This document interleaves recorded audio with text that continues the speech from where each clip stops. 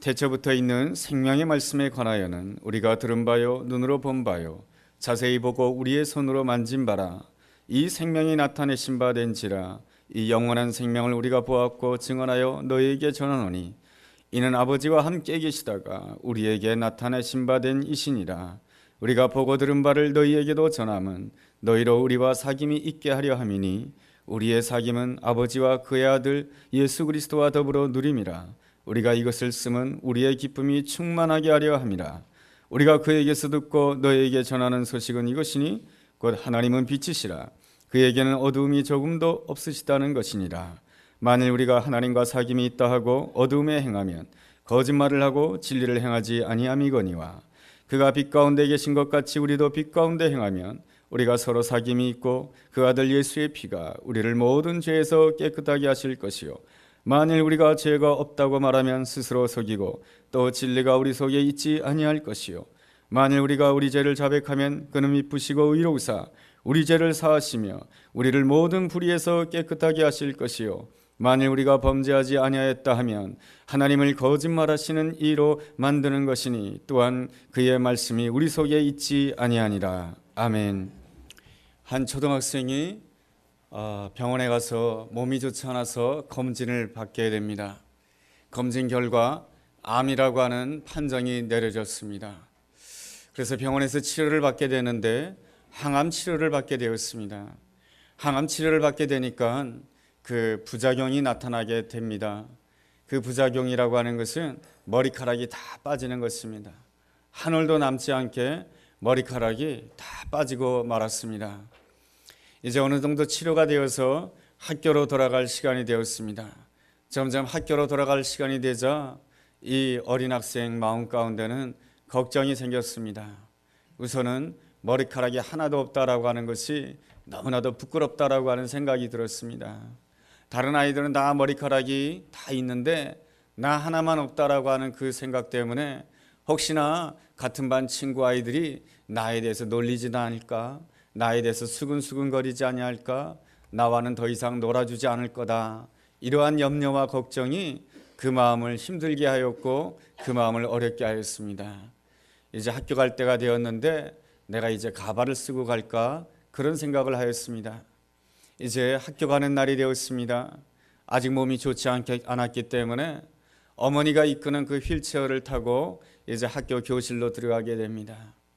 학교 교실로 들어가는 그 순간 놀라운 일이 벌어졌습니다. 그 반 아이들 모두가 다 삭발을 한 것입니다. 아이들만 다 삭발한 것이 아니고 그 학급의 담임 선생님도 삭발을 한 것입니다. 아이가 항암 치료받음으로 인해서 아이에게 머리카락이 한 올도 없다라고 하는 것을 그 반 친구들이 다 알았던 것입니다. 그리고 그 아이가 퇴원을 해서 이제 처음 등교하는 날이다라고 하는 것을 알고 모든 친구들이 단체로 삭발을 한 것입니다. 삭발한 모습을 보자마자 이 아이는 자기 머리 위에 있는 가발을 집어던지고 크게 웃을 수밖에 없었습니다. 우리는 행복하기 위해서는 좀 더 물질이 있어야 되고 좀 더 좋은 환경이 있어야 되고 내가 좀 더 멋진 사람이 되어야 내가 행복할 수 있다라고 생각하지만은 진정한 행복은 아름다운 사귐 속에서 행복이 오는 것입니다. 조금 물질이 부족하다 할지라도 형편이 어렵다 할지라도 우리가 내 옆에 있는 사람과 아름다운 교제, 아름다운 사귐을 가질 수 있다라고 한다면 거기가 참다운 행복이 있는 것이고 거기가 바로 하나님이 허락하시는 천국과 같은 아름다운 것이 될 수가 있는 것입니다. 주님께서는 오늘 우리에게 복음을 전하기를 원하십니다. 하나님 나라의 복음을 전하기를 원하십니다. 하나님 나라의 복음이라고 하는 것은 무엇입니까? 하나님과의 아름다운 사귐이며 하나님과의 그 아름다운 사귐을 통하여서 사람과 사람 사이에 아름다운 사귐이 있는 것을 하나님께서는 우리에게 원하시는 것입니다. 그래서 우리가 읽은 요한일서 1장 3절 말씀을 보면 이러한 말씀이 있습니다. 우리가 보고 들은 바를 너희에게 전함은 너희로 우리와 사귐이 있게 하려 함이니 우리의 사귐은 아버지와 그의 아들 예수 그리스도와 더불어 누림이라. 우리가 이 요한일서를 전하는 이유는 우리가 너희와 함께 사귐이 있게 하려 함이라. 그 사귐이라고 하는 것은 바로 하나님과 그의 아들 예수 그리스도와의 그 아름다운 사귐을 통해서 너와 나 사이에 아름다운 사귐이 있기를 원한다라고 하는 것입니다. 그러므로 요한일서는 바로 성도와 성도 사이에 아름다운 사귐을 위하여서 선포된 하나님의 말씀인 것입니다. 그렇다 해서 성도와의 그 아름다운 사귐이라고 하는 것이 그저 우리끼리 친하게 지내자, 우리끼리 즐겁게 지내자, 그러한 차원에서 머무는 그러한 사귐이 아닌 것입니다. 먼저 주님과의 그 친밀한 교제를 통해서 주님의 그 아름다운 사랑, 주님의 아름다운 용서, 주님의 아름다운 배려를 가지고 내 옆에 있는 사람과 아름답게 사귈 때에 그것이 바로 하나님이 원하시는 진정한 사귐이며, 그러한 사귐이 있게 되었을 때 어떤 역사가 일어난다라고 말씀해 주고 있습니까? 요한일서 1장 4절에 보면 이러한 말씀이 있습니다. 우리가 이것을 쓰면 우리의 기쁨이 충만하게 하려 함이라. 주님께서 원하는 교회의 아름다운 모습이라고 하는 것은 아름다운 사귐이 있는 교회요, 기쁨이 충만한 교회인 것입니다. 사도 요한은 우리를 향해서 이렇게 요구하지 않습니다. 너희들은 세상으로 나아가서 세상을 변화시켜라, 이렇게 말씀을 선포하고 있는 것이 아니고 세상을 향해서 세상이 변해야 됩니다 라고 소리치기 이전에 성도와 성도와의 사이에 아름다운 사귐을 가지라고 하는 것입니다. 성도와 성도와의 아름다운 사귐을 가지기 위해서는 먼저 주님과의 아름다운 사귐이 있어야 된다라고 하는 것입니다. 주님과의 아름다운 사귐이 있을 때에 우리는 성도와 성도 사이에 진정한 아름다운 사귐을 가질 수 있다라고 하는 것입니다. 마치 한 학교에서 일어났던 아름다운 사건처럼 말입니다. 암에 걸렸던 한 아이가 초등학교 교실로 들어오게 되었을 때 그는 머리카락이 하나도 없었습니다. 혹시나 다른 아이들이 나에 대해서 뭐라고 하지 아니할까, 다른 친구들이 나와는 놀아주지 아니할까, 다른 아이들이 나에 대해서 수근수근거리지는 아니할까, 그러한 생각 때문에 가발을 써야 되느냐 말아야 되느냐 이러한 생각을 하였지만은, 그러나 그 학교 교실에 들어왔을 때에 그는 깨닫게 됩니다. 무엇을 깨닫게 되는 것입니까? 나는 더 이상 부끄럽지 않다라고 하는 것을 깨닫게 되고, 나는 더 이상 친구들이 나에 대해서 무엇이라고 말할까, 친구들이 나에 대해서 무엇이라고 수근수근거릴까, 친구들이 나에 대해서 무엇이라고 비방할까, 이런 것에 대한 두려움이 없게 되는 그러한 아름다운 공동체, 오히려 학교 오는 것이 기쁘고 학교 오는 것이 즐겁고 친구를 만나는 것이 아름다운 그러한 그 공동체, 하나님께서는 바로 이러한 사귐이 있는 귀한 공동체를 원하시는 것입니다. 우리 상일교회가 하나님이 원하시는 아름다운 공동체가 된다라고 한다면, 교회 건물이 크다 작다를 떠나서 정말로 하나님이 기뻐하시는 아름다운 사귐이 있는 귀한 공동체가 된다라고 한다면, 우리 상일교회 성도님들은 얼마나 커다란 자부심을 가지겠습니까? 우리 주변에 있는 사람들 향해서 이렇게 말을 할 수 있는 것이죠. 우리 교회에 와보라고 말이죠. 우리 교회에는 아름다운 사귐이 있고 사랑이 있고 용서가 있고 배려가 있는 교회라고 말이죠. 한 달만 다녀보라고 말이죠. 그렇다라고 한다면 이 상일교회를 통해서 하나님의 사랑이 어떠한지를 놀랍게 체험하게 될 것이다라고 우리가 이렇게 증거하고 전도할 수 있다라고 한다면, 하나님이 얼마나 기뻐하시고 우리의 삶 가운데 얼마나 기쁨이 충만하겠습니까? 그러나 그러지 못하고 혹시 교회에 들어와서 상처받지 아니할까, 혹 교회에 들어와서 수근수근거리는 이야기를 듣지 아니할까, 혹은 비판받지 아니할까, 그러한 염려로 교회에 들어온다라고 한다면 하나님은 슬퍼할 것이며 우리 또한 근심이 될 것입니다. 하나님께서 기뻐하시는 아름다운 신앙 공동체라고 하는 것은 무엇입니까? 우리 안에 부족한 점이 있다 할지라도 그 부족한 점 때문에 부끄럽지 않은 그러한 공동체가 하나님 보시기에 아름다운 공동체이며, 우리가 실수했다 할지라도 그 실수 때문에 다른 사람이 나에 대해서 수근수근거리지 아니할까, 다른 사람들이 나에 대해서 비판하지 아니할까, 그것 때문에 염려하지 않고 그것 때문에 두려워하지 않는 그러한 공동체가 하나님이 우리에게 허락하시고자 하는 아름다운 공동체인 것입니다. 사도 요한은 이 요한일서를 통하여서 교회를 향해서 이러한 메시지를 주는 것입니다. 이러한 아름다운 사귐이 있는 공동체를 가지라고 하는 것입니다. 그럴 때에 세상을 향해서 세상이 변해야 된다라고 하는 그 말보다 성도 간의 그 아름다운 사귐의 공동체를 이루게 되었을 때 그것이 오히려 세상을 향해서 강력한 충격을 주며 아름다운 하나님께 영광을 돌릴 수 있는 귀한 공동체가 될 수 있다라고 하는 것입니다. 우리가 하나님이 원하는 아름다운 사귐의 공동체를 이루기 위해서는 어떻게 해야 되겠습니까? 먼저는 우리가 주님과의 친밀한 교제를 이루어야 될 줄로 믿습니다. 주님과 어떻게 우리가 친밀한 교제를 이룰 수가 있겠습니까? 첫째로 지금도 주님께서 나와 함께하고 계심을 믿어야 되는 것입니다. 요한일서 1장 1절에 보면 이러한 말씀이 있습니다. 태초부터 있는 생명의 말씀에 관하여는 우리가 들은 바요 눈으로 본 바요 자세히 보고 우리의 손으로 만진 바라고 말씀해 주고 있습니다.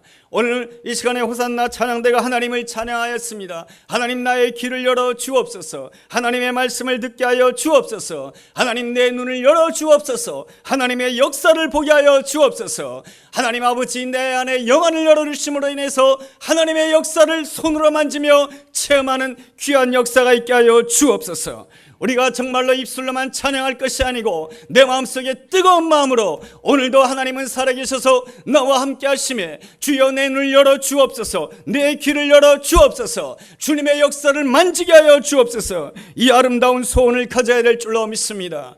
요한복음 14장 18절 말씀에 주님께서는 우리에게 분명하게 약속해 주고 있습니다. 내가 너를 결단코 고아와 같이 버려두지 아니할 것이며 내가 너에게 반드시 찾아올 것이며 내가 누구라고 하는 것을 내가 너에게 보여주겠다라고 하는 놀라운 약속이 말씀이 기록되어 있습니다. 그러므로 우리는 결단코 홀로 살아가서는 아니 되는 것입니다. 하나님은 지금 살아계시 역사하고 계시며 나를 고아와 같이 홀로 버려두지 아니하시며 내가 힘든 자리 어려운 자리에 있다 할지라도 주님께서는 반드시 가장 필요한 때에 나에게 찾아와 주시는 주님이시며 주님을 나에게 온전히 보여주시는 놀라운 체험의 역사로 나와 함께 할 줄로 믿습니다.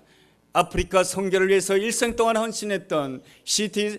스터드 선교사님이란 분이 계십니다. 이 스터드 선교사님은 사모님과 잠시 동안 떨어져서 선교 사역을 하였습니다. 선교 사역을 하는 가운데 사모님에게 편지를 썼습니다. 편지의 내용이 이렇습니다.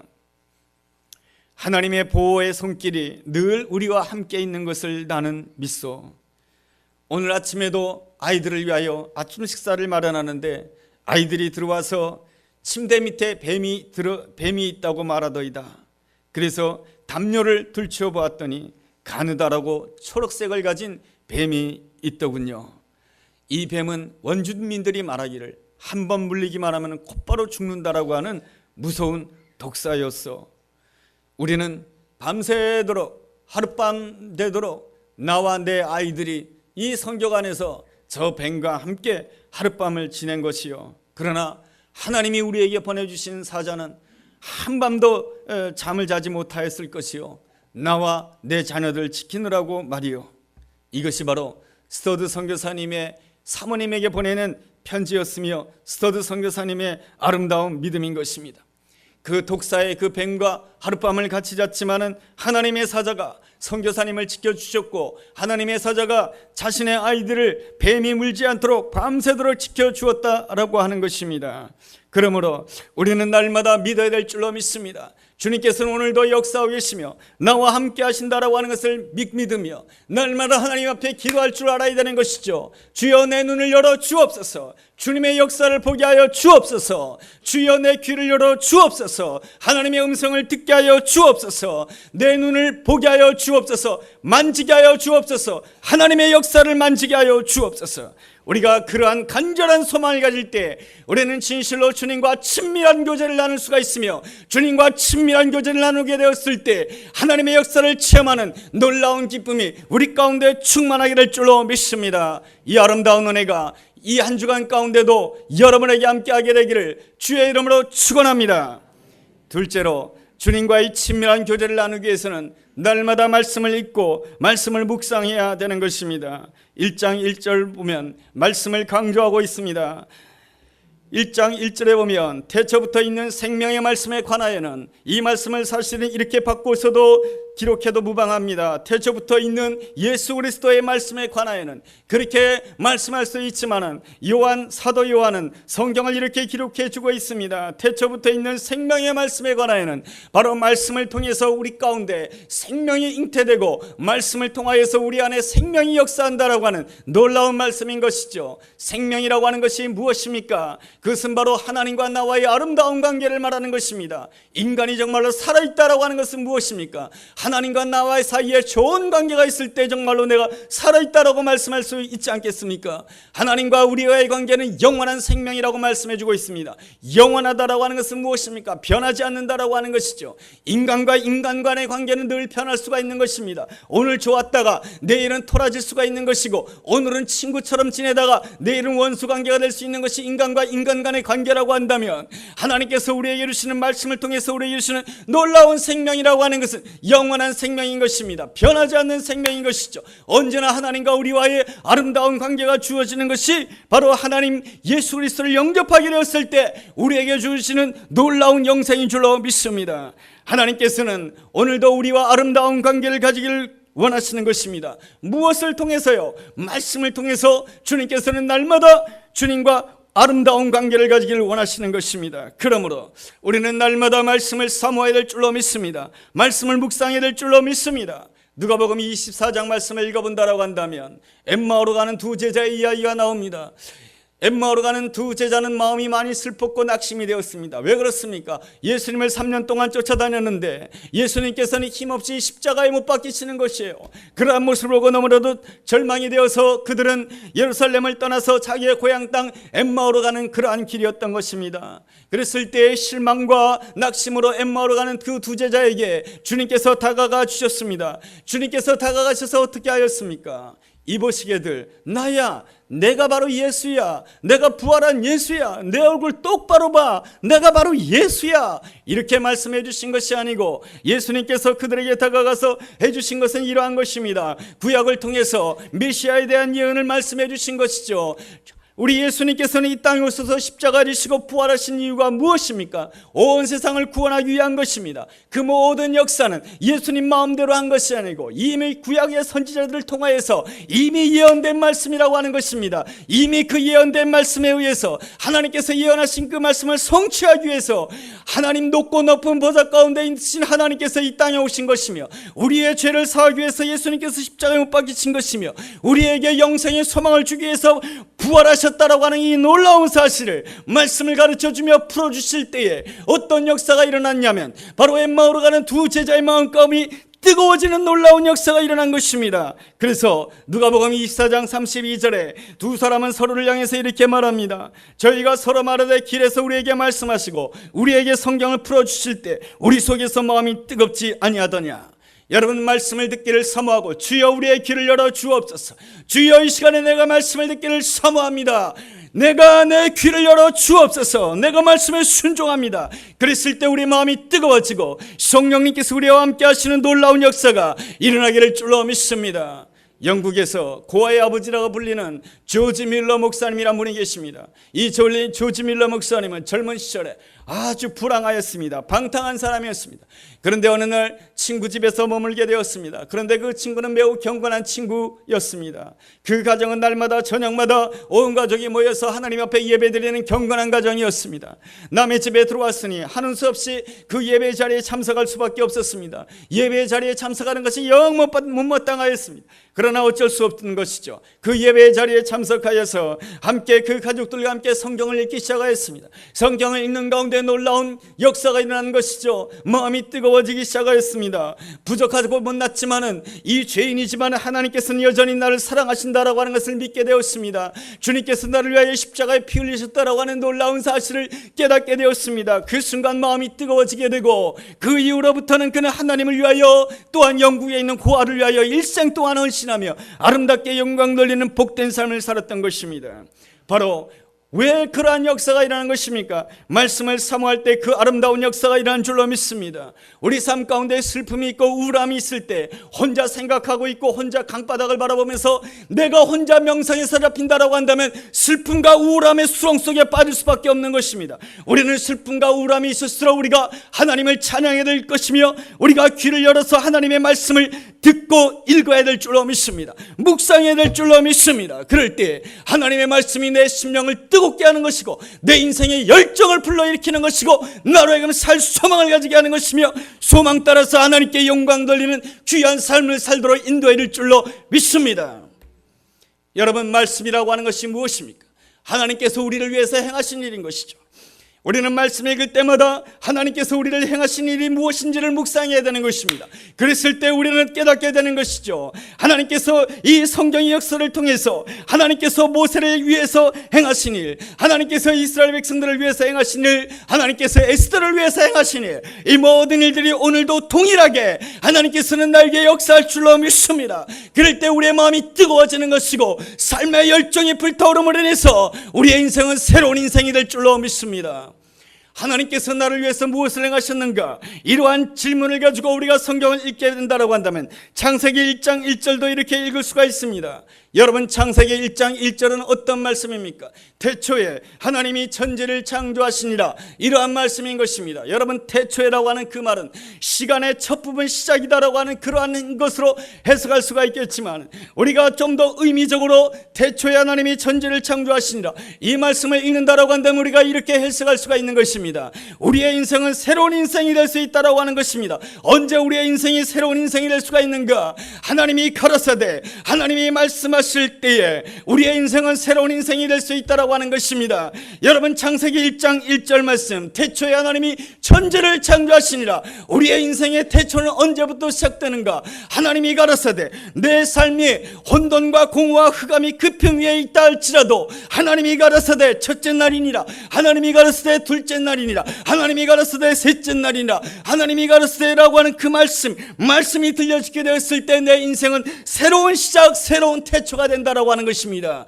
그러한 새로운 인생은 어떠한 인생인가? 하나님이 만드시는 인생이 된다라고 하는 것이죠. 내가 내 인생을 만든다라고 한다면 조금 성공하면 우쭐해하고, 내가 내 인생을 만든다라고 한다면 한 번 실패하면 절망의 나락에 떨어질 수밖에 없는 것이 내가 나를 만드는 인생의 역사의 결말 아니겠습니까? 그러나 하나님께서 내 인생을 만든다라고 한다면 아무리 사망의 음침한 골짜기를 갈타닌다 할지라도 주의 지팡이 막대기로 나를 안위하시며 내가 원수의 목전 앞에 있다 할지라도 주께서는 내게 상을 베푸시고, 그리고 또한 나에게 놀라운 내 잔이 넘치나이다 할 정도로 하나님께서 은혜를 베푸시는 놀라운 은혜를 체험할 수가 있는 것입니다. 이것이 바로 하나님이 나를 만든 인생이며 하나님이 나의 자녀의 인생을 만드는 인생인 줄로 믿습니다.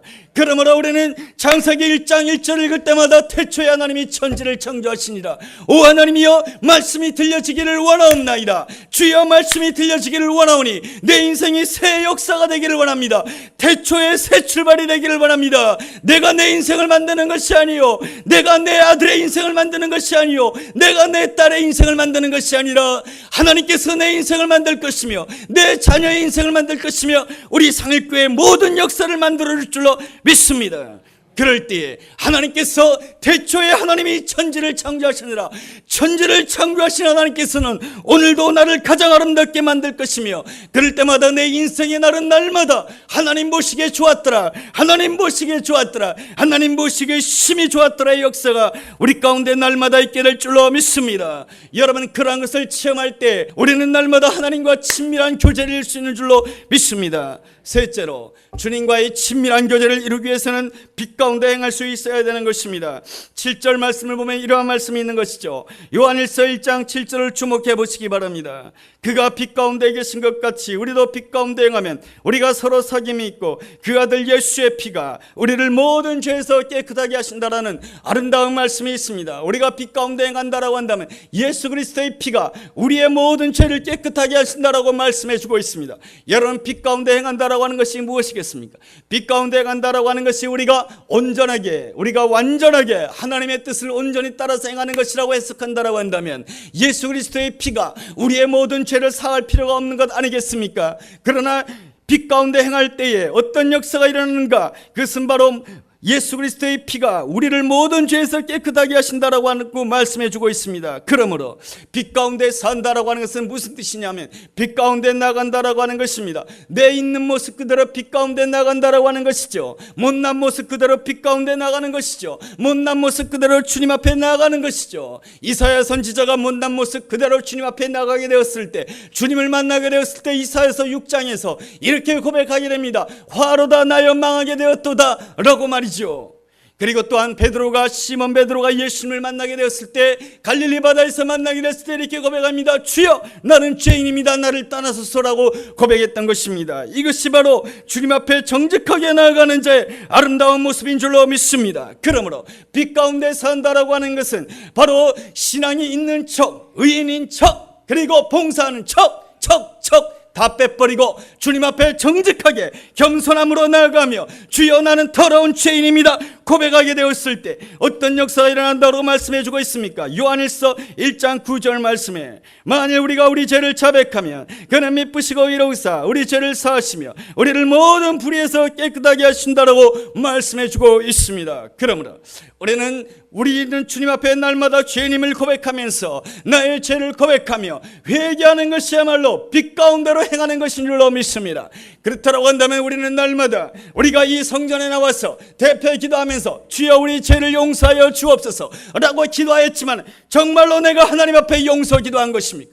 우리가 주님 앞에 나와서 우리가 참회의 기도의 시간에 내가 주님 용서하여 주옵소서라고 기도했다라고 한다면 정말로 주님 앞에 자백의 기도를 한 것이며 회개의 기도를 한 것입니까? 그 결과를 어떻게 알 수가 있는 것입니까? 여러분 우리는 창세기 3장을 통해서 알 수가 있습니다. 창세기 3장에는 태초에 인간 아담과 하와가 죄를 짓는 사건이 일어나게 됩니다. 아담과 하와가 선악을 알게 하는 나무의 열매를 먹음으로 인하여서 그들은 자신의 부끄러움을 알게 되고 부끄러움이 너무나도 수치스러워서 그들은 나뭇잎을 엮어서 숨는 자가 되는 것입니다. 주님께서는 그들이 숨었다고 하는 것을 알게 되고 주님께서 부르십니다. 아담아 아담아 내가 어디 있느냐? 그렇다라고 한다면 아담이 어떻게 해야 되는 것입니까? 자신에게 부끄러운 점이 있지만 부끄러움을 가지고 주님 앞에 나와서 주여 내가 잘못하였나이다. 내가 선악을 알게 하는 나무의 열매를 먹였나이다. 내가 옳고 그름을 판단하였나이다. 내가 하나님 위치에서 모든 것을 판단하고 내가 결정하였습니다. 주여 나를 용서하여 주옵소서. 그렇다라고 한다면 주님께서는 용서해 주실 것이며 다시금 에덴 동산에서 사는 놀라운 은혜와 축복을 누리게 하셨을 것입니다. 그러나 인간 아담과 하와는 어떻게 하였습니까? 어떻게 아담은 주님 앞에 말하였습니까? 주님, 아버지, 하나님께서 나에게 주신 저 여자 때문에 내가 선악을 알게 하는 나무의 열매를 먹었습니다. 바로 무엇입니까? 이 아담과 하와는 숨는 자였습니다. 숨는 자이다 보니까 어떠한 자가 되었습니까? 남을 판단하고 정죄하는 자가 되었던 것입니다. 내가 정말로 주님 앞에 회개한 적이 있습니까? 정말로 주님 앞에 내 죄가 잘못했습니다 자백한 적이 있습니까? 그렇다고 한다면 그 결과가 어떻게 나타나야 되는가? 다른 사람을 정죄하지 않는 쪽으로 나타나야 되는 것입니다. 주님 나도 부족하기고 내가 연약한데 그리스도의 십자가의 은혜로 말미암아 내가 용서함 받았고 내가 하나님의 아들 하나님의 딸이 되는 놀라운 영광을 받게 되었습니다. 저희도 부족하고 연약하오니 하나님의 은혜가 저에게 함께하기를 원합니다. 그러한 아름다운 고백이 있는 것이야말로 진실로 주님 앞에 나의 죄를 용서하여 주옵소서 자백의 기도 회개의 기도를 한 아름다운 신앙의 열매인 줄로 믿습니다. 누가복음 15장을 말씀을 읽어보면 탕자의 비유가 나오지요. 여러분 탕자가 바로 밖으로 나가서 모든 재산을 잃어버리게 됩니다. 너무나도 아버지 곁으로 돌아오기가 염치가 없어가지고 아버지 앞으로 돌아올 때 이러한 마음으로 돌아옵니다. 아버지 나는 감히 아버지를 아버지라 부를 수 없습니다. 저를 그저 아버지 집의 품꾼의 하나로 생각해 주십시오. 그러나 아버지는 그 아들을 안아주고 그 아들에게